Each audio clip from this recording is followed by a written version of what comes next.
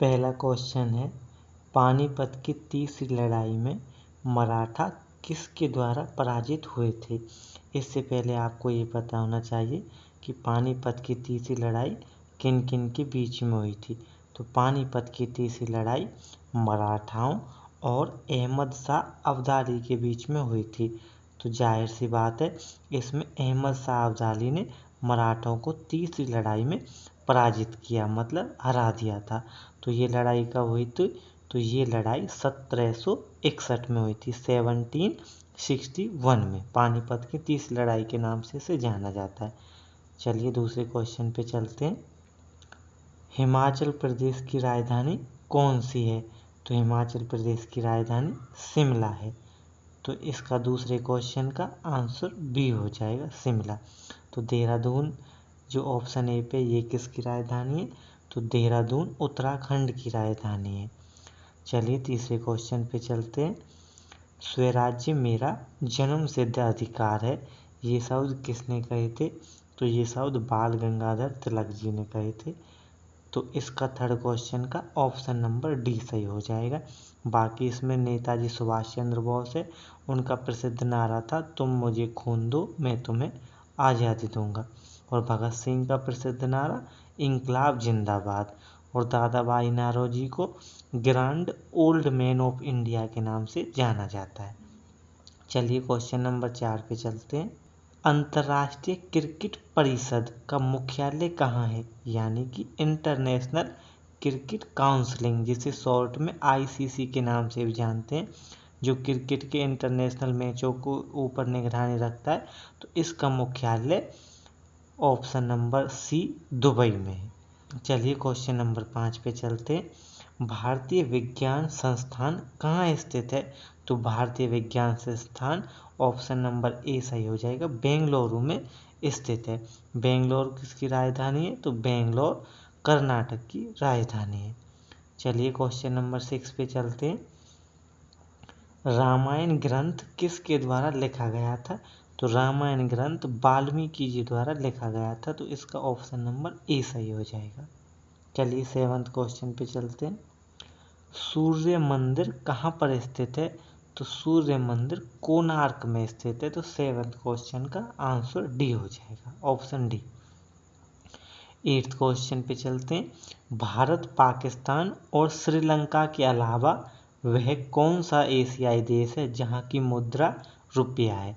तो भारत, पाकिस्तान और श्रीलंका के अलावा वह देश नेपाल है। नेपाल की मुद्रा भी रुपया है। और नेपाल में किसी भी भारतीय को जाने के लिए वीज़ा की आवश्यकता नहीं है। वैसे आमतौर पे किसी दूसरे देश में जाने के लिए वीज़ा की ज़रूरत होती है, पर भारतीयों को नेपाल में जाने के लिए किसी वीज़ा की कोई आवश्यकता नहीं है। तो चलिए क्वेश्चन नंबर 9 पे चलते हैं। कोरोना वायरस का आधिकारिक नाम क्या है? तो कोरोना वायरस का आधिकारिक नाम कोविड-19 है। तो 9th क्वेश्चन का डी ऑप्शन सही हो जाएगा। चलिए 10th क्वेश्चन पे चलते हैं। प्रसिद्ध गीत सारे जहां से अच्छा की रचना किसने की थी? तो प्रसिद्ध गीत सारे जहां से अच्छा हिंदुस्तान हमारा, इसकी रचना मोहम्मद इकबाल ने की थी। तो 10th क्वेश्चन का बी ऑप्शन सही हो जाएगा। चलिए 11th क्वेश्चन पे चलते हैं। पवित्र ग्रंथ गीता किसके द्वारा लिखी गई थी? तो गीता महाभारत का एक हिस्सा है। तो गीता वेद व्यास जी द्वारा लिखी गई थी, क्योंकि महाभारत की रचना भी वेद व्यास जी ने की थी। तो 11th क्वेश्चन का सी ऑप्शन सही हो जाएगा। तो चलिए 12th क्वेश्चन पे चलते हैं। भारत में मुगल साम्राज्य की स्थापना किसने की थी? तो भारत में मुगल साम्राज्य की स्थापना बाबर ने की थी। कब? 1526 में पानीपत की पहली लड़ाई में इब्राहिम लोदी को हराने के बाद बाबर ने भारत में मुगल साम्राज्य की स्थापना की थी। चलिए 13 क्वेश्चन पे चलते हैं। प्रसिद्ध कामाख्या देवी मंदिर किस राज्य में स्थित है?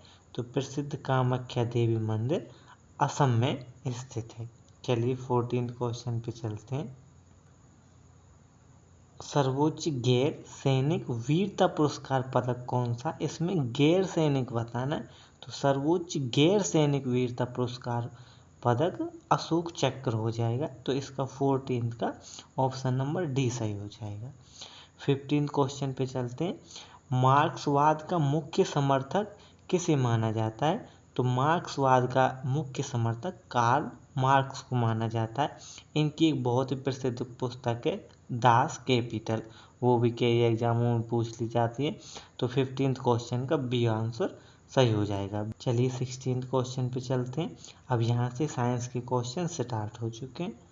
तो निम्नलिखित में से सबसे भारी किरण कौन सी है? तो सबसे भारी किरण अल्फा किरण है।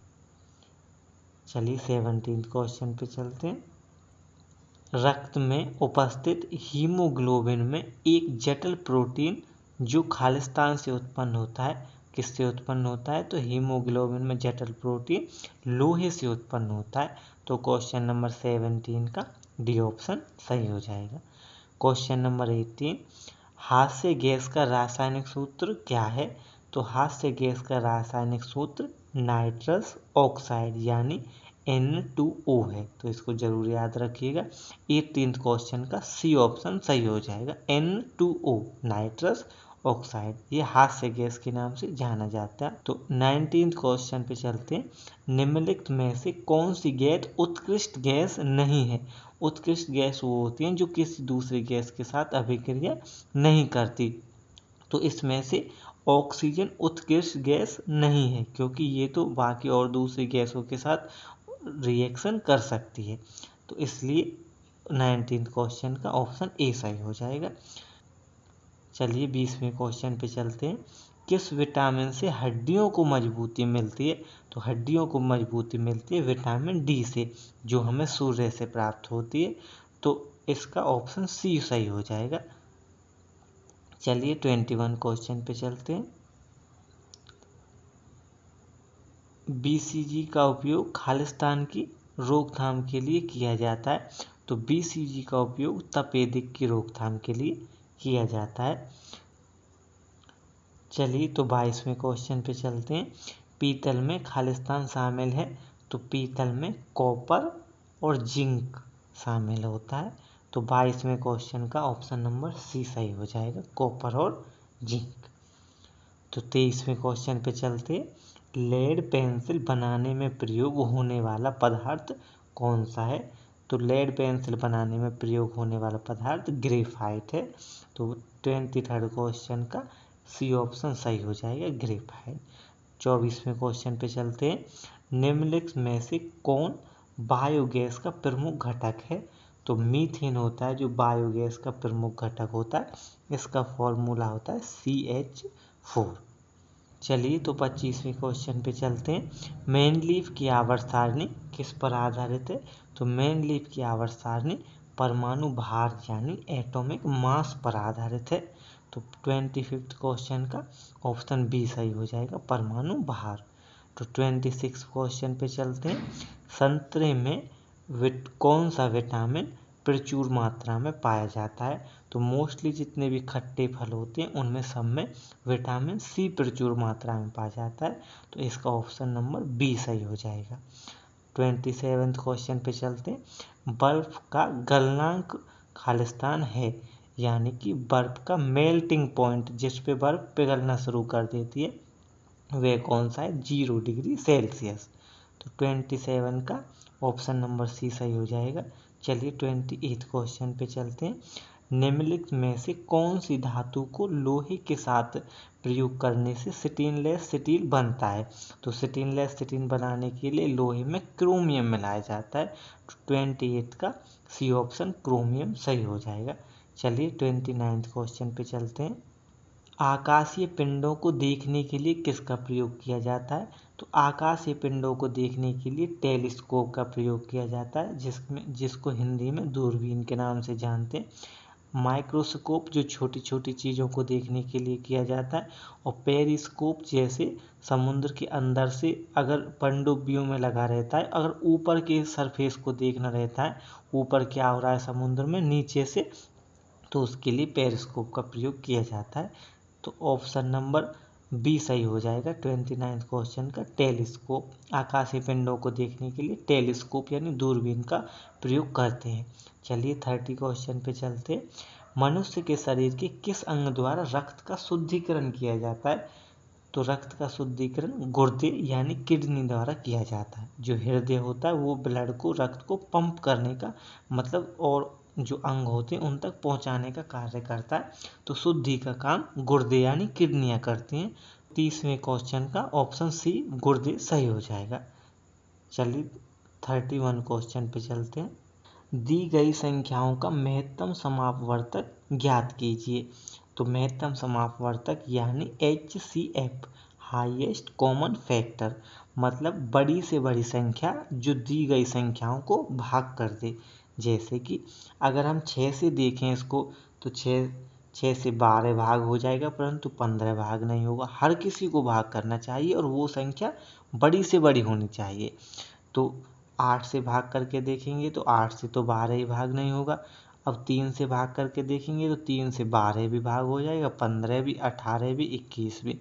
तो अभी एक और डी ऑप्शन बचा, उससे चेक करेंगे तो 12 से तो 15 भाग ही नहीं होगा। तो इसमें इकलौता ऑप्शन सी है जिससे ये चार संख्याएं भाग हो रही हैं। तो 31 क्वेश्चन का ऑप्शन नंबर सी 3 सही हो जाएगा। 32वें क्वेश्चन पे चलते हैं। 12 लड़कों की औसत आयु 10 वर्ष है। आप ये समझ के चलिए कि 12 लड़के हैं, हर किसी के पास 10 रुपये हैं। तो टोटल उनके पास कितने रुपये हो जाएंगे? 12 गुना 10, यानी मान लीजिए टोटल उनके पास 120 रुपये हैं। तो अब उनमें से 11 लड़कों की औसत आयु 9 वर्ष है, मतलब 11 लड़कों के हर किसी के पास 9 रुपये है। तो 11 मल्टीप्लाई 9 करेंगे तो 99, और 12 लड़कों के पास कितने थे? 10 रुपये, तो टोटल 120 रुपये थे। अब यहाँ 12 लड़के हैं, यहाँ 11 लड़के हैं, मतलब एक लड़का कम हुआ है। तो एक लड़का अपने रुपयों को लेकर जाएगा, तो 120 में से 99 घटाएंगे तो 21। इसका मतलब उसके पास 21 रुपये होंगे। तो हम ऐसे कह सकते हैं जो लड़का हटा है उसकी लड़के की आयु 21 वर्ष होगी। रुपयों की मदद से इसको समझना थोड़ा आसान है, समझ नहीं आए तो वीडियो को फिर से देखना। 32वें क्वेश्चन का ऑप्शन नंबर ए 21 सही हो जाएगा। 33वें क्वेश्चन पे चलते हैं।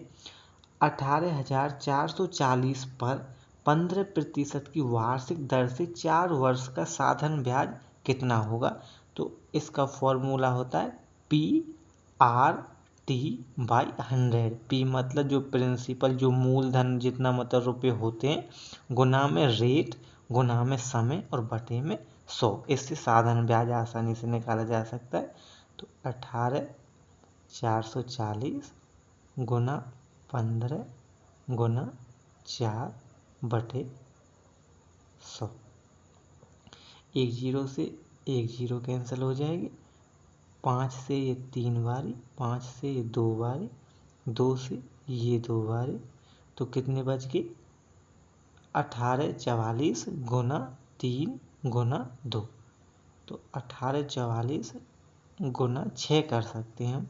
तो इनकी मल्टीप्लाई करने से 6 चौका 24, 2 यहाँ, 6 चौक 24, 2 26, फिर से 2 यहाँ, और 6 की 8 में मल्टीप्लाई करेंगे 48, और 250 की 0 हासिल 5, और 6 1 या 6, और 5 11। तो 11,064 रुपीज़ इसके ब्याज के बन जाएंगे। तो जो हमारा ऑप्शन ए है। चलिए 34वें क्वेश्चन पे चलते हैं। एक कैंटीन में एक सप्ताह के लिए 28 दर्जन केलों की आवश्यकता है। मतलब कि एक सप्ताह यानी 7 दिन में कितने केले चाहिए? 28 दर्जन। 28, एक दर्जन में होते हैं 12 केले, तो 12 की मल्टीप्लाई कर देंगे।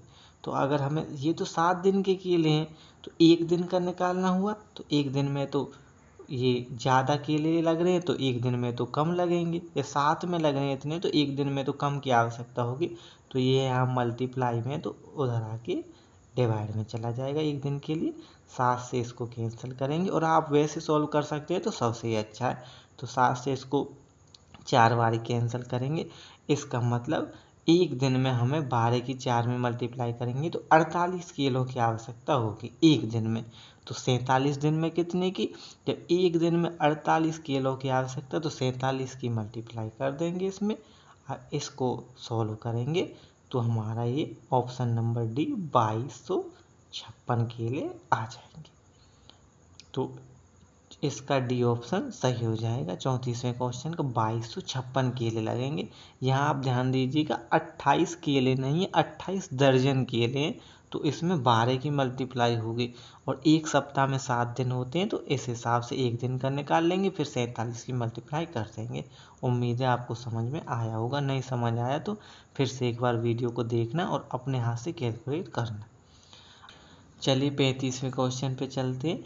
2197 का घनमूल पूछा है। मतलब कि घनमूल वो होता है कि किसी संख्या की आपस में 3 बार गुना करने पे जो संख्या आए वो उस संख्या का घनमूल होता है। जैसे 8 का घनमूल होता है 2, मतलब कि 2 गुना 2 गुना 2, तो 2 की 3 बार गुना करने पे 8 आया तो 8 का घनमूल होगा 2। तो हम ऐसा कह सकते हैं ये 2197 का घनमूल वो होगा जिसकी हम 3 बार गुना करेंगे तो 2197 में आ जाएगा। ऐसे अगर आपको घनमूल आता है तो ठीक है, नहीं तो हम ऐसे गुना करके भी देख सकते हैं। तो 7 की 3 बार गुना करेंगे तो 343 आएगा। ऐसे ही अगर देखिए 1 है इसमें इकाई का अंक, तो इसकी कितनी भी बारी गुना कर लेंगे तो लास्ट में 1 ही आएगा, पर इसमें तो 7 है इसलिए ये ऑप्शन तो नहीं हो सकता। अब 3 की 3 बारी गुना करेंगे, जैसे कि मैं ऐसे बोलना चाह रहा हूँ, अगर पूरी संख्या ना लिख के हम इकाई के अंक पे ही काम करें, जैसे इसका 3 3 3 इनको ही देख रहे हैं, मतलब इसको माइंड में सॉल्व कर सकते हैं। तो 3 3 9 9 3 27, 27 में इकाई का 7 है, इसमें भी 7 है तो ये हो सकता है। अब हम डी ऑप्शन को और चेक कर लेंगे। 9 में तो 9 गुना 9 81 में 1 का बन जाएगा, फिर उसमें 9 की मल्टीप्लाई करेंगे तो 9 बनेगा। इसका जो भी आंसर होगा हमें नहीं पता, पर हमें तो 7 चाहिए तो इसलिए इकलौता ऑप्शन डी बचता है। तो इसका 35वें क्वेश्चन का सी ऑप्शन बिल्कुल सही हो जाएगा कि 2197 का घनमूल 13 है। यानी 13 की अगर 3 बारी गुना करेंगे 13 गुना 13 गुना 13 तो 2197 में आ जाएगा। उम्मीद है आपको समझ में आया होगा। अब 36वें क्वेश्चन पे चलते हैं।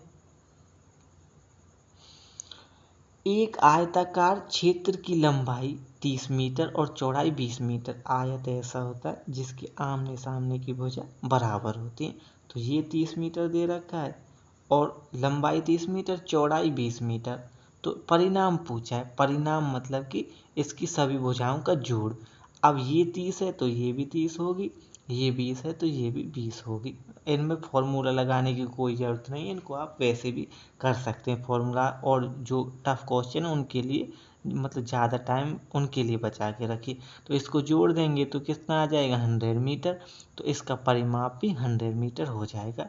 यानी कि 36 क्वेश्चन का ऑप्शन नंबर ए सही हो जाएगा। 37वें क्वेश्चन पे चलते हैं। चलिए तो 37वें क्वेश्चन पे चलते हैं। ये थोड़ा लेंथी क्वेश्चन है, यहाँ बस मैं इसका आंसर निकालना सिखा रहा हूँ। बाकी इसको कैसे आ रहा है ये आंसर, इसको समझने के लिए मैं इसी चैनल पे मैथ का कंप्लीट कोर्स लेके आऊँगा, तब इस क्वेश्चन को आप और अच्छे से समझ सकेंगे। अभी मुझे नहीं पता आपको ऐसे क्वेश्चन आते हैं या नहीं, तो हो सकता है ये क्वेश्चन आपकी समझ ना आए, पर जितना आए उतना समझ लीजिएगा। ना आए तो फिर जो मैं लेक्चर सीरीज लेके आऊँगा पूरी मैथ की, उसमें इनको अच्छे से समझाऊँगा। अब एक पाइप एक पानी की टंकी को दूसरे पाइप से 3 गुना पहले भर देती है। तो एक मान लीजिए बड़ा पाइप है, एक ही हमारे पास थोड़ा छोटा पाइप है, ये पानी की टंकी है। अगर अब ये क्या कह रहा है 3 गुना पहले भर देता है, तो जो छोटा पाइप रहेगा वो ज़्यादा समय लेगा, जो बड़ा रहेगा वो कम समय लेगा। तो मान लीजिए अगर ये x टाइम ले रहा है तो ये कितना समय लेगा x/3। जैसे कि अगर ये मान लीजिए 6 घंटे ले रहा है तो ये 6/3 2 घंटा लेगा, जब तो इससे 3 गुना जल्दी भरेगा। तो ये समय हमने ले लिया। अब दोनों मिलके कितनी देर में भर देते हैं, 30 मिनट में। तो इसके लिए इक्वेशन बनेंगी, ये x है तो इसका हो जाएगा 1/x प्लस जो x/3 है इसका 1/x/3 करेंगे तो ये पलट जाएगा तो 3/x हो जाएगा, बराबर कितना 30 है तो इसका 1/30 हो जाएगा।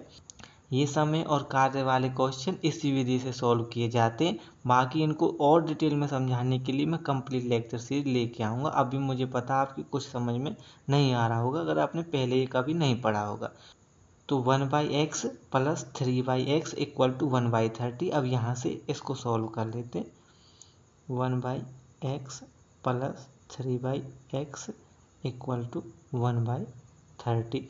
अगर नीचे सेम संख्या होती है तो वही एलसीएम आ जाता है, x और ऊपर वाली डिजिट डायरेक्ट जुड़ जाती हैं तो 1 और 3 4 इक्वल टू 1/30।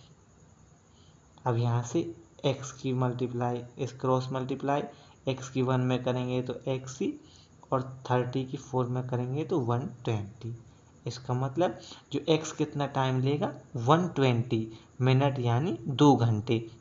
तो धीरे चलने वाले का ही तो निकालना है, तो धीरे चलने वाला कौन सा था x, तो x समय लेगा 2 घंटे। उम्मीद है आपको थोड़ा बहुत समझ में आया होगा, पर समझ तभी आ सकता है जब आपने पहले कभी ये क्वेश्चन पढ़ रखे हो। अगर नहीं पढ़ रखे तो इसके लिए मैं कंप्लीट लेक्चर सीरीज लेके आने वाला हूँ। चलिए 38 क्वेश्चन पे चलते हैं।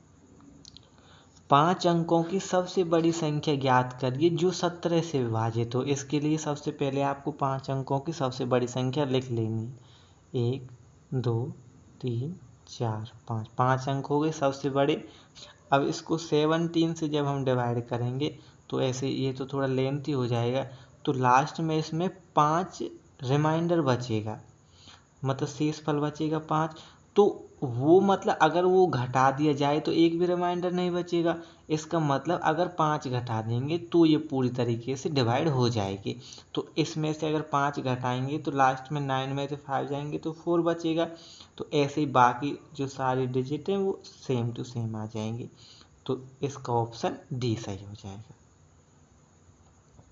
तो 38 का ऑप्शन नंबर डी सही हो जाएगा। मतलब कि पहले 5 अंकों की पूरी संख्या लिखिए और जिससे भी विभाजित है तो उससे डिवाइड करिए, जितना शेष फल आता है यानी रिमाइंडर आता है उसको उस संख्या में से घटा दीजिए। जैसे कि इससे 17 से डिवाइड किया तो 5 रिमाइंडर आया डिवाइड करते, तो ये 5 अंकों की सबसे बड़ी संख्या ये है, इसमें से 5 घटाने तब जाके वो 17 से पूरी विभाजित होगी। पूरी विभाजित मतलब शेषफल एक भी नहीं रहना चाहिए। तो इसमें से ये घटाएंगे तो ये वाला डी वाला ऑप्शन आ जाएगा। उम्मीद है आपको समझ में आया होगा। नहीं समझ आया होगा तो फिर से एक बार लेक्चर को फिर से थोड़ा पीछे करके फिर से देख लेना। चलिए 39वें क्वेश्चन पे चलते हैं। समबाहु त्रिभुज की एक भुजा, समबाहु मतलब जिसकी इक्विलेटरल बोलते हैं इंग्लिश में, जिसकी सारी भुजा समान हो, उसकी भुजा 12 दे रखी, क्षेत्रफल निकालना है। तो इसका क्षेत्रफल का फॉर्मूला होता है √3/4 मल्टीप्लाई जितनी साइड दे रखी है उसका स्क्वायर, 12 गुना 12। √3/4 तो आएगा ही, और 12 गुना 12 जो भुजा होती है उसका स्क्वायर करते हैं। 10 होता तो 10 गुना 10 करते। ये √3/4 फिक्स ही है इसके साथ। तो 4 से इसको कैंसिल करेंगे 3 टाइम, 12 की 3 में मल्टीप्लाई करेंगे तो 36 इसकी 3 में नहीं करनी क्योंकि पूरा 3 नहीं है, √3 है, मतलब एक तरीके से आधा 3 है। तो 12 3 36 √3। तो इसका ऑप्शन ए सही हो जाएगा 39 क्वेश्चन का ए। और जो हमेशा एरिया होता है वो स्क्वायर में आता है, तो इसमें यूनिट 12 सेंटीमीटर है तो एरिया सेंटीमीटर स्क्वायर में आएगा। चलिए 40वें क्वेश्चन पे चलते हैं। ये तो सबसे ईजी है।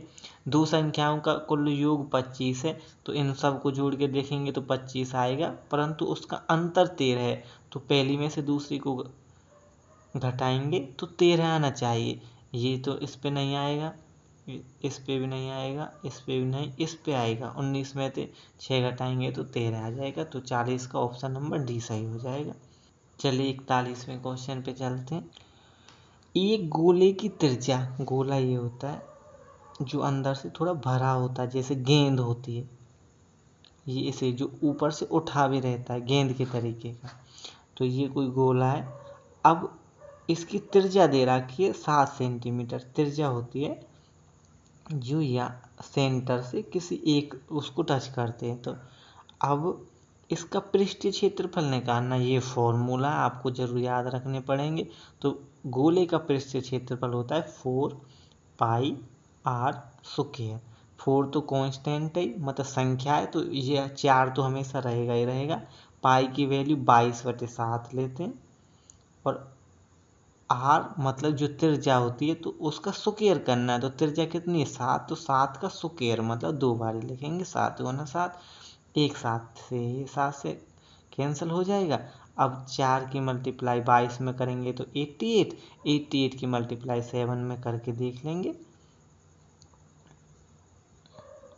तो 8 की 7 में करेंगे तो 6 कैरी 5, और 8 7 या 56 और 5 61। तो इसका ऑप्शन नंबर बी सही हो जाएगा। चलिए तो 42वें क्वेश्चन पे चलते हैं। यहाँ ये संख्या दे रखी है, इनका लघुत्तम समापवर्तक यानी इनका एलसीएम निकालना है। एलसीएम एचसीएफ का उल्टा होता है।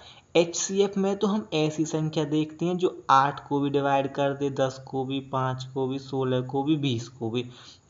पर एलसीएम के केस में हम ऐसी संख्या देखते हैं जो 8 से भी डिवाइड हो, 10 से भी डिवाइड हो, 15 से भी डिवाइड हो, 16 से भी डिवाइड हो और 20 से भी डिवाइड हो। तो ऐसी संख्या ऑप्शन से चले जाएंगे, ऐसी संख्या जो इन सब से डिवाइड हो, ये आ जाएगी इसमें डी 240। 240 इन सभी से डिविजिबल है, मतलब 8 से भी 240 भाग हो जाएगा, 10 से भी, 15 से भी, 16 से भी, 20 से भी। तो 42 का ऑप्शन नंबर डी सही हो जाएगा। चलिए 43वें क्वेश्चन पे चलते हैं। ये कह रहा है कि 10%, 20% और 30% के क्रमवार, मतलब लगातार अगर इतनी छूट दी जा रही है किसी सामान पे, तो वो अगर इकट्ठा छूट देंगे तो कितने के बराबर होगा। इसको आप ऐसे समझिए, जैसे कोई सामान आप 100 रुपये का है, उसने 10% छूट दिया, तो 10% छूट के लिए आप अगर थोड़ा दिमाग लगा के ऐसा कर सकते हैं, तो अब वो सामान उसका 90% कीमत का रह गया। मानिए जैसे 100 रुपये का था, तो 10% छूट के बाद वो 90% कीमत का रह जाएगा। तो 90 गुना 100। अब 2 जीरो से 2 जीरो, तो मतलब वो 90 रुपये का रह गया। तो 100 रुपये की चीज़ था, 10% छूट के बाद 90 की हो गई।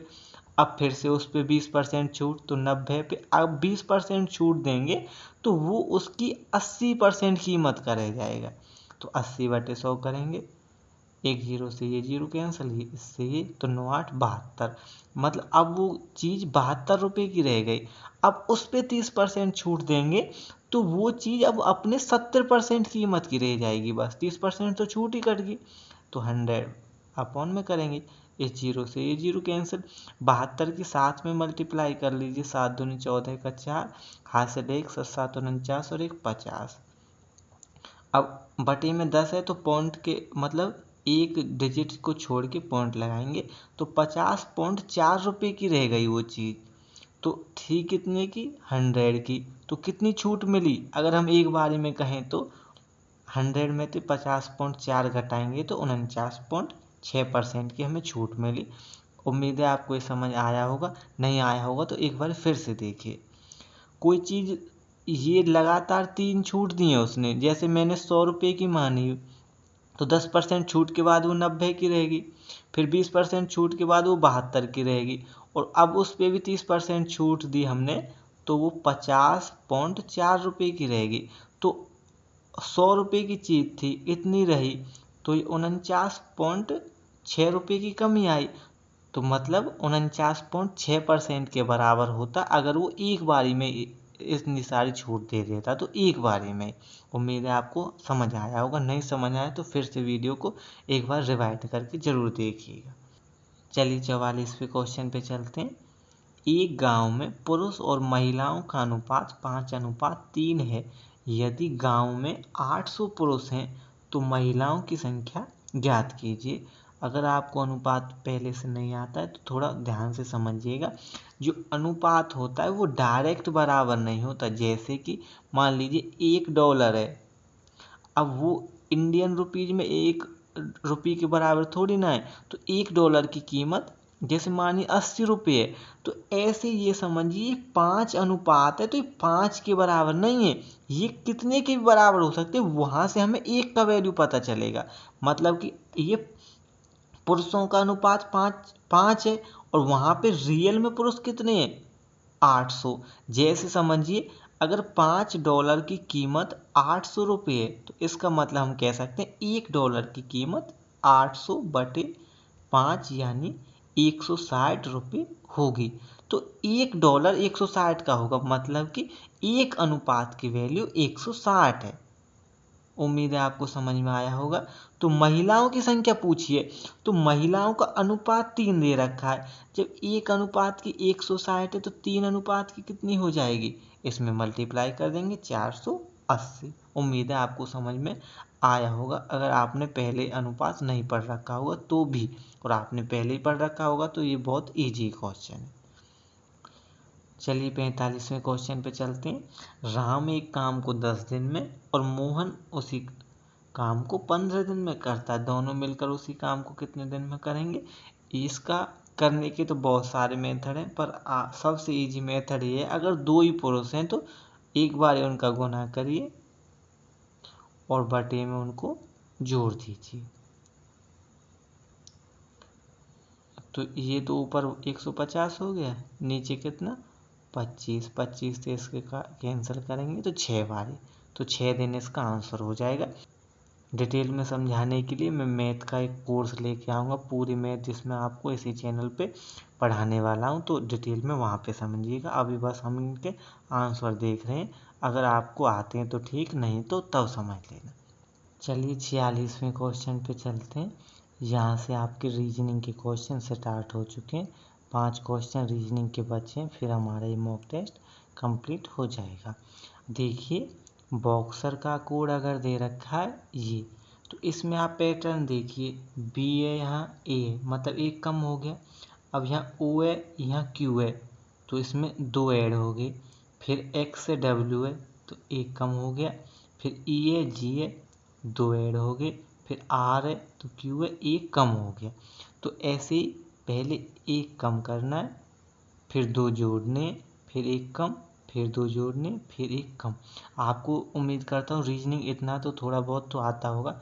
नहीं आता होगा तो ये जो बेसिक रीजनिंग है इसके लिए मैं लेक्चर सीरीज इसी चैनल पे लेके आऊँगा, तब और अच्छे से समझिएगा। अभी ये उनके लिए जिनको थोड़ा बहुत आता है। अब ऐसे देखिए, तो इसमें से बी में से ए हुआ था, मतलब एक अक्षर कम हुआ था, तो वी से पहले कौन सा ऑप्शन आएगा, तो वी से पहले यू आएगा। अब तो इन दोनों को तो हम वैसे ही कट कर सकते हैं, क्योंकि वी से पहले तो यू आना चाहिए। अब ओ के बाद क्यू आया था, मतलब 2 जुड़े थे इसमें, तो अब आई में अगर 2 जोड़ेंगे तो आई जे के, तो ये के आना चाहिए, यहाँ क्या आ रहा है एल, तो ये तो गलत हो जाएगा। तो ऐसे ही बी ऑप्शन सही हो जाएगा। वैसे तो अब चेक करने की नीड नहीं है, पर आप चाहें तो जो बाकी जो डिजिट बची हैं उन पे भी चेक कर सकते हैं। तो 46वें क्वेश्चन का ऑप्शन नंबर बी सही हो जाएगा। चलिए नेक्स्ट क्वेश्चन की ओर। एक लड़की ने एक लड़के का परिचय देते हुए कहा, यह मेरे चाचा। अब चाचा के पिता कौन हुए, दादा। अब दादा की बेटी कौन हुई, बुआ। अब बुआ की का बेटा, तो बुआ का बेटा मतलब बुआ का लड़का, तो बुआ का लड़का क्या कहलाता है, भाई कहलाता है बुआ का लड़का। तो 47वें क्वेश्चन का ए ऑप्शन सही हो जाएगा। चलिए 48वें क्वेश्चन की ओर। दिए गए विकल्पों को पूरा करना है। तो देखिए डी है, एफ है, एच है, जे है। जैसे मैंने पहले बताया कि अगर रीजनिंग के ऐसे क्वेश्चन करने हैं तो आपको 1 से 26 तक जो ABCD होती है उनके सबके क्रम याद होने चाहिए। जैसे एम 13 नंबर पे पड़ेगा, आर 18 नंबर पे पड़ेगा। ऐसे मुश्किल से मुश्किल एक दिन में आप इनको याद कर लेंगे। तो रीजनिंग के लिए तो ये बिल्कुल याद होने ही चाहिए, तभी ऐसे क्वेश्चन जल्दी होंगे, नहीं तो बहुत टाइम लग सकता है। तो ऐसे ही देखेंगे डी, एफ, एच, जे, तो इसमें 2 2 ऐड होते जा रहे हैं। तो 4 डी का कोड 4 होता है, फिर 6 एफ का, एच 8 का। आप वैसे भी देख सकते हैं, कोड से ज़रूरी नहीं है, पर जल्दी के लिए कोड ज़रूरी है। ऐसे जी आप दो दो ऐड होते जा रहे हैं, जैसे डी ई छोड़ा फिर एफ, फिर ऐसे दो छोड़ के फिर दो छोड़ के। अब जे में अगर हम 2 जोड़ देंगे तो ये बन जाएगा हमारा एल। तो अब इसमें एक तो ये बचा, अब एक ये बचा, अब ये दोनों तो कैंसिल ही हो गए। अब और दूसरे अक्षर में सीरीज देखेंगे, के जे आई एच, तो अब एक एक अक्षर क्या होता जा रहा है, कम होता जा रहा है। ऐसे एच आई जे के, तो अब इससे पहले एच से पहले क्या आया होगा, एच से पहले आया होगा जी, तो जी एच ई तो होता है। तो अब ये डी वाला ऑप्शन जो बचा था ये कट गया, तो अब हमारा ऑप्शन ए सही हो जाएगा। तो 48 का ऑप्शन ए सही हो जाएगा। चलिए 49वें क्वेश्चन की ओर। रामू एक जगह ए से 5 किलोमीटर उत्तर की तरफ चला। जैसे दिशा बनाने के लिए हम ऐसे बनाते हैं, ये नॉर्थ होता है ऊपर, मतलब उत्तर, दक्षिण, फिर ये पूरब होता है और ये पश्चिम, इसको भी उत्तर बना देते हैं।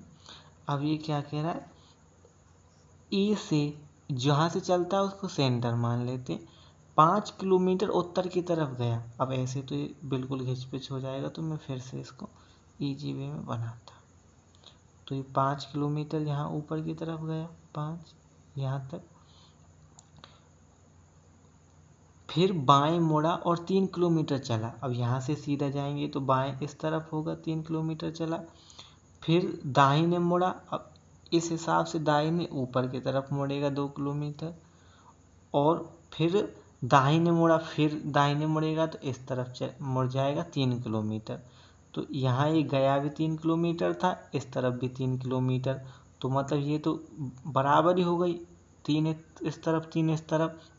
तो अब ये 5 तो यहाँ से यहाँ तक, और जो ऊपर 2 ऊपर की तरफ चलाता है इतना, ये भी यहाँ भी तो ये 2 ही होगा, तो ये 5 और 2 7, तो टोटल कितना दूर चला, ये 7 किलोमीटर। तो बी बिंदु पे यहाँ पहुँचा है, तो ए से बी की दूरी 7 किलोमीटर हो जाएगी। उम्मीद है आपको समझ आया होगा, नहीं आया तो एक बार फिर से देखिए। यहाँ से ये ऊपर 5 चला, फिर 3 यहाँ, फिर 2 ऊपर, फिर 3 वापस चला गया। तो अगर यहाँ से यहाँ ये 5 है, और जितना 2 यहाँ पे है तो ये 2 यहाँ भी तो होगा, तो 5 ये यहाँ तक और 2 ऊपर, तो इस टोटल 7 किलोमीटर चला। तो अब 49वें क्वेश्चन का ऑप्शन नंबर ए 7 किलोमीटर सही हो जाएगा। 50वें क्वेश्चन को देखिए, इस सीरीज को कंप्लीट करना है। 64 यानी 64, फिर 32 है तो इसका आधा है, फिर 32 के आगे 16 है तो वो उसका आधा है, फिर 8 है फिर उसका आधा, तो जो अब आगे टर्म आएगी वो 8 का आधा होगा यानी कि 4। तो 50वें क्वेश्चन का बी आंसर यानी 4 सही हो जाएगा। ये सीरीज देखने के लिए आपका बहुत बहुत धन्यवाद। नमस्कार।